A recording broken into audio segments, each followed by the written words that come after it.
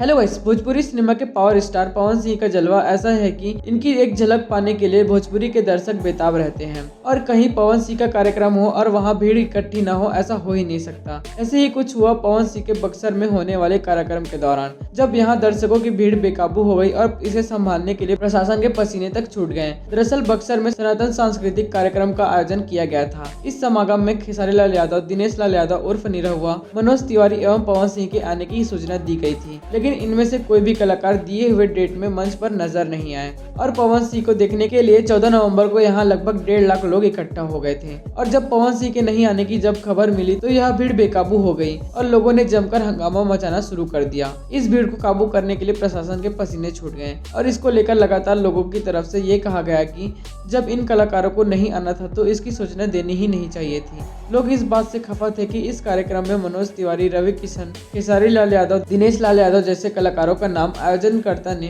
Banner poster पर लगाकर पूरे शहर में चिपकाए थे, लेकिन यहाँ इनमें से कोई भी कलाकार नहीं आया।